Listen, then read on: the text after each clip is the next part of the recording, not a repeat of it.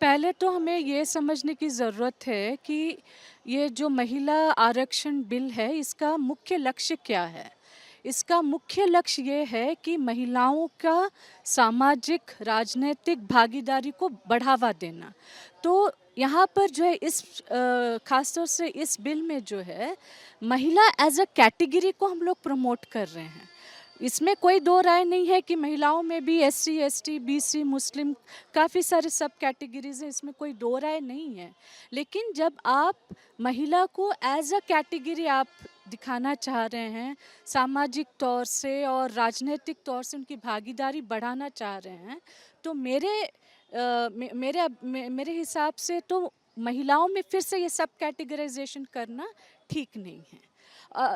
राहुल गांधी जी हो या जो दूसरे विपक्ष की पार्टियां हो, वो अपनी बात रख सकते हैं। हमारे पास प्रजातंत्र की व्यवस्था है, सदन में वो अपनी बात कह सकते हैं, अपना मतलब जो उनका ऑपोजिशन है वो लोग रख सकते हैं। लेकिन एक समाजशास्त्री होने के नाते मेरे हिसाब से महिलाओं को एक स्पेसिफिक कैटेगरी के तौर पर देखना ही ज़्यादा बेहतर होगा। कितनी ताकत मिलेगी इससे महिलाओं को देश की? देखिए, शुरुआती तौर पे तो सब कुछ अचानक बदल जाएगा, मैं ऐसा नहीं मानती हूँ। क्योंकि जैसे देखिए, जब हमारे पास बाबा साहेब के संविधान के बाद भी जब हमारे पास एससी एसटी रिजर्वेशन लागू हुआ, तो बाबा साहेब ने भी कहा था कि वो सिर्फ 10 वर्षों के लिए होना चाहिए। लेकिन अब 75 सालों के बाद भी अगर आप ज़मीनी हकीकत देखें तो काफ़ी सारी समस्याएं हैं उसमें। तो उसी तरह से इसमें भी रातों रात कोई एकदम मैजिक हो जाएगा, कोई बदलाव आ जाएगा, ऐसा नहीं है। लेकिन इससे क्या है, एक तरह की दृढ़ता मिलेगी, एक तरह का सामर्थ्य मिलेगा औरतों को, खास तौर से राजनीतिक भागीदारी बढ़ाने के लिए। ज़मीनी स्तर पे हालात बदलने में ज़रूर काफ़ी समय लगेगा। आपको याद होगा जब पंचायत में भी महिलाओं के लिए जब आरक्षण लाया गया, तो एक नया वर्ड आया, सरपंच पति। तो मतलब महिलाएं सरपंच होती थी, लेकिन पूरे सभी उनके निर्णय उनके पति करते थे।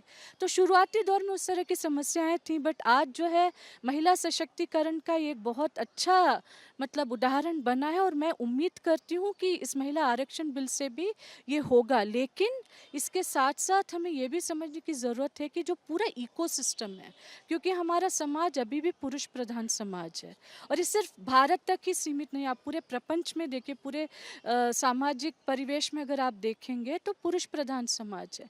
तो ऐसे में इस तरह का बिल लाना, इसका हम अवश्य स्वागत करते हैं, लेकिन साथ साथ में पूरे इकोसिस्टम को भी स्ट्रेंथन करने की ज़रूरत है। लोगों की मानसिकता में बदलाव लाने की बहुत ज़्यादा ज़रूरत है। तो इस बिल से बढ़ावा मिलेगा, लेकिन साथ साथ में सामाजिक तौर से और सांस्कृतिक तौर से और मनोवैज्ञानिक तौर से भी बदलाव आने की ज़रूरत है। अभी जो बिल मंजूर किया जा रहा है 33% नारी शक्ति वंदन के तहत, मैं इस बिल की भरपूर तायद करती हूँ। लेकिन इसकी जो मुद्दत मुकर्रर की गई है सिर्फ 15 साल तक, इसकी मुखालिफत करती हूँ, क्योंकि ये हमेशा के लिए होना चाहिए, सिर्फ 15 साल तक नहीं। क्योंकि इस बिल को इम्प्लीमेंट होते होते, अमल आवारी होते होते 15 साल या उससे ज़्यादा का वक्त भी लग सकता है। तो लिहाजा इसको हमेशा के लिए इम्प्लीमेंट करना चाहिए, इसकी मुद्दत सिर्फ 15 साल तक नहीं होनी चाहिए। और एक बात, 2014 में भी यूपीए हुकूमत ने इस बिल को सियासी हथकंडे के तौर पर इस्तेमाल किया था और करीब इलेक्शन के करीब अमल आवारी के लिए पेशकश की कोशिश की थी, लेकिन बुरी तरह इन्हें नाकामी हुई। असदुद्दीन अवैसी की मैं भरपूर तायद करती हूँ, जो बीसी तबके और गरीब मुस्लिम तबके के लिए वो तमाम शोबों में रिजर्वेशन मांग रहे हैं।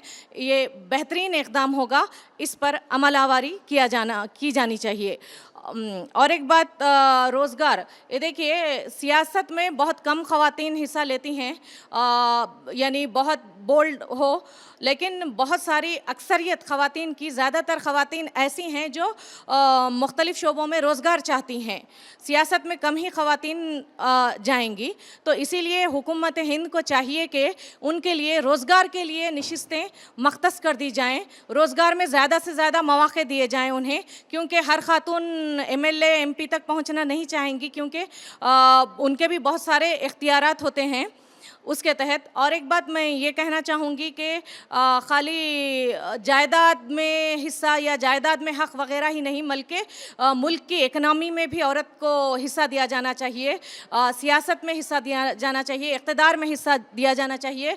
हर शोबे में, हर शोबे हयात में जितनी भी रोज़गार से जुड़े वाबस्ता शोबे हैं, उन तमाम में ख़वातीन को हुकूक़ दिए जाने चाहिए, हिस्सा दिया जाना चाहिए उन्हें, ख़वातीन को, तभी इंसाफ होगा। देखिए, औरतें आज के दौर में किसी से कम नहीं, किसी से पीछे नहीं हैं, पसमानदा नहीं हैं। अगर मर्द हज़रात से भी एक मानों में कहीं ज़्यादा औरतें ज़िम्मेदार हैं।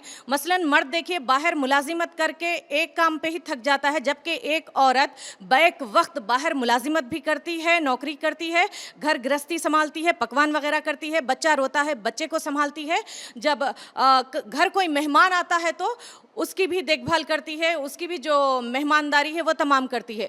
तो जितने काम औरत बैक वक्त कर सकती है, एक मानों में मर्द सिर्फ बाहर एक मुलाजिमत करके थक जाता है।